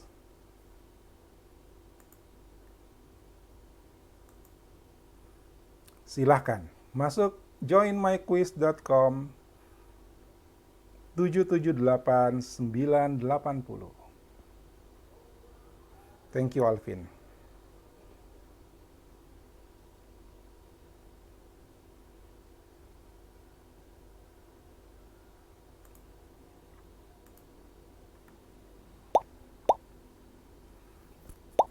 Oke, udah masuk 4 orang.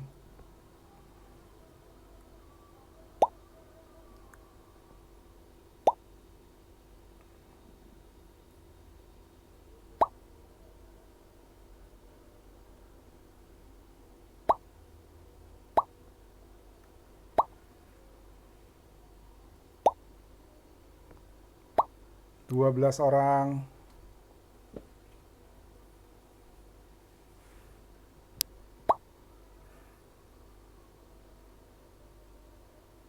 Yuk, ayo, ayo, ayo, ayo.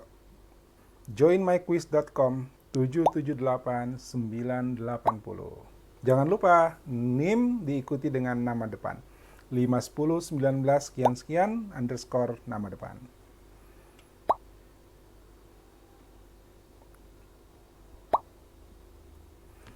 Unsafe name, lupa namanya nih. Saya keluarin ya.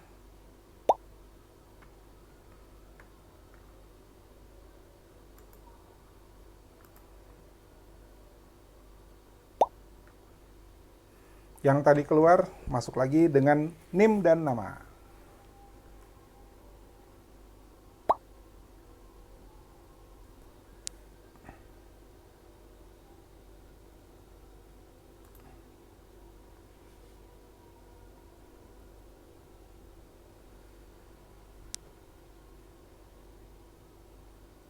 Dua puluh, tiga lagi. 21.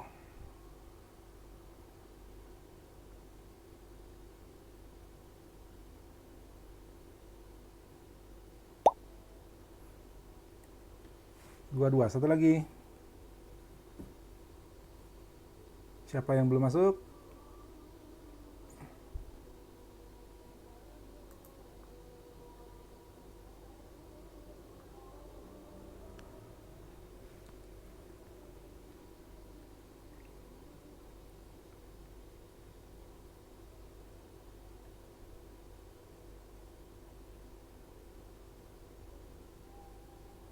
Sudah semua nih?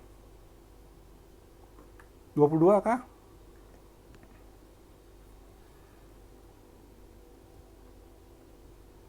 Tidak ada yang melapor masalah, oke. Jadi saya anggap udah semua ya.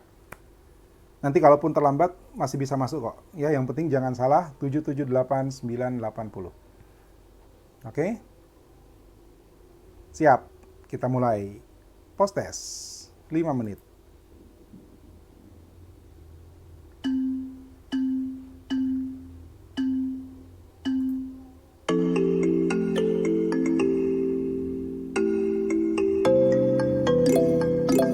Mantap. Mantap. Belum ada salah. Belum ada salah.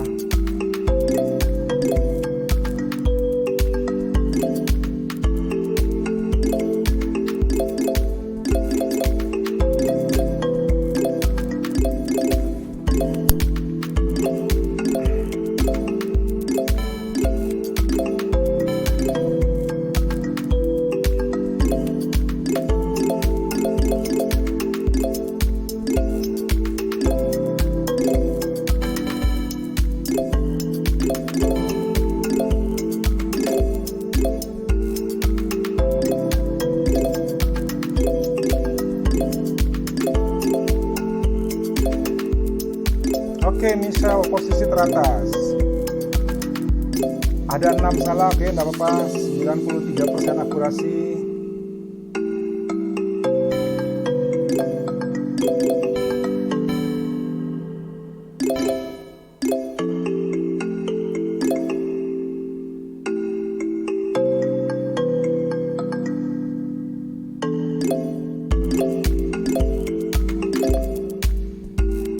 Oh, masih ada yang salah.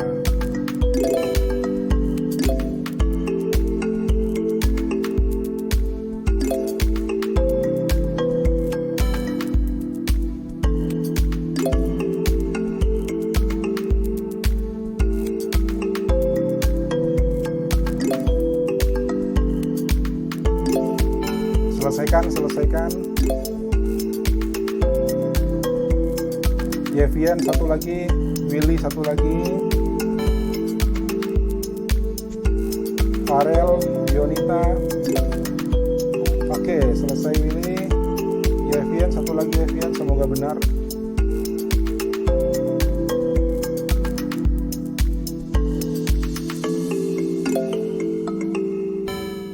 Oke. Dionita satu, tiga lagi. Lanjut. Wah, tuh kan naik kan, ayo.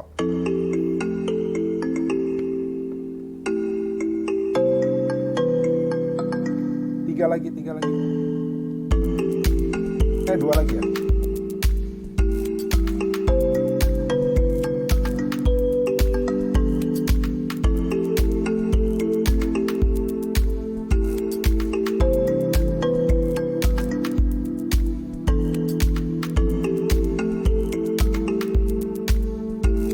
Tuh, 92% akurasi. Lanjut, Yonita. Oke, satu lagi.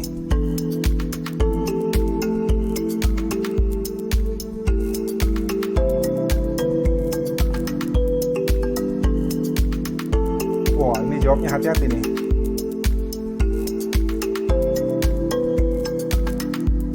Kita tunggu Yonita, saudara-saudara sekalian.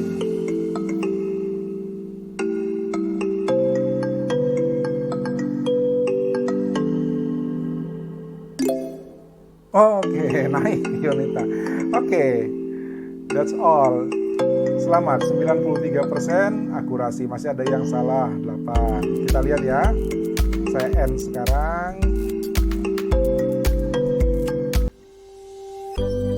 Posisi teratas adalah Michelle, disusul oleh Yesi, kemudian Juan.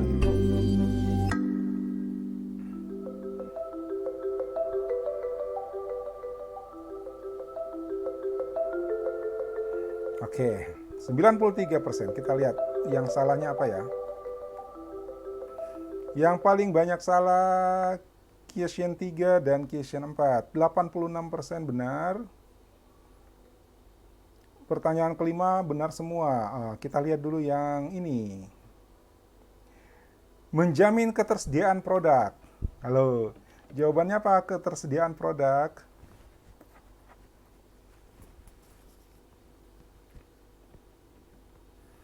Menjamin ketersediaan produk.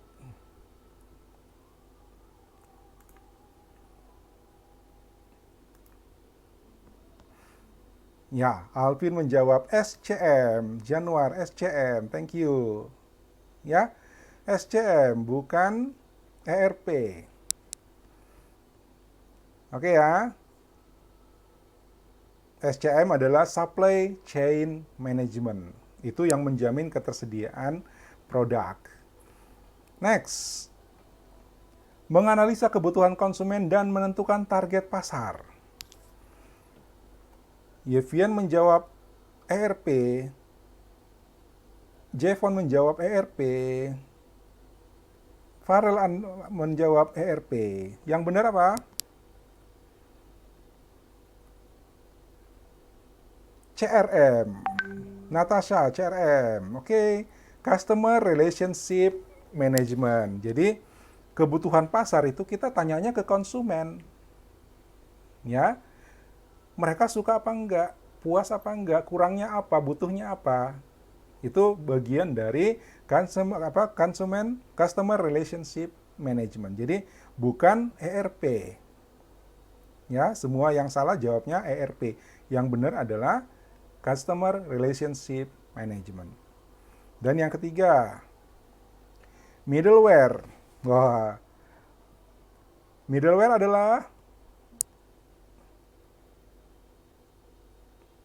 adalah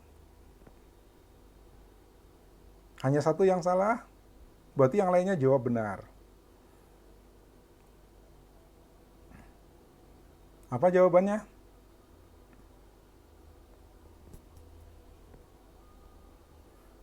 Pertanyaannya, middleware adalah,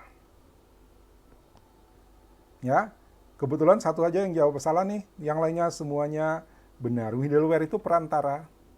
Ya, interoperability. Januar, Haryogi, oke.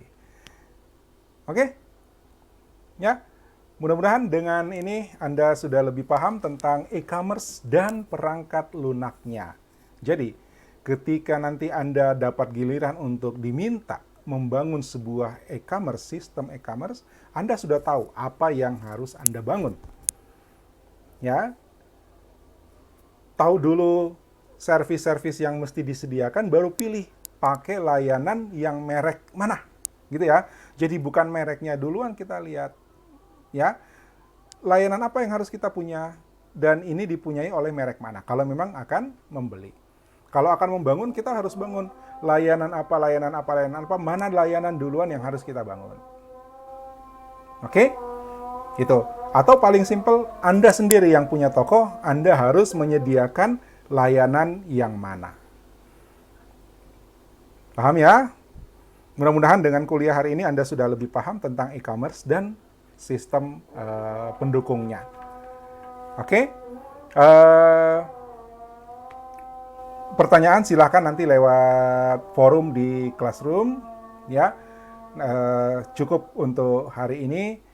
Terima kasih atas kerjasama dan perhatiannya. Kita insya Allah ketemu lagi minggu depan di kuliah berikutnya. Silahkan baca materi berikutnya apa, silahkan lihat di Classroom kita. Oke? Oh, untuk belanja online-nya nanti saya tambahin ya, nanti saya tulis. Mudah-mudahan hari ini saya sempat nulis penjelasan lengkap tentang belanja online. Blognya tidak dikumpul sekarang, blognya nanti sampai akhir semester. Oke? Ya? Oke, kalau tidak ada lagi, terima kasih untuk semuanya, perhatian dan kerjasamanya. Semoga kita sehat walafiat sampai wabah ini berakhir, kita tidak tersentuh oleh wabah itu. Semoga kita berdoa kuat-kuat sama-sama. Ya, mudah-mudahan juga kondisi ini segera kembali ke kondisi normal dan kita bisa kuliah secara normal kembali. Ya, stay at home supaya wabahnya segera berakhir. Ya, kalau kita tidak jadi perantara, maka mudah-mudahan wabah juga cepat berakhir. Kalau kita jadi perantara berarti banyak korban lagi yang akan bertambah. So, tinggal di rumah, jaga kesehatan, rajin cuci tangan, ya. Sampai ketemu minggu depan. Assalamualaikum warahmatullahi wabarakatuh dan selamat siang.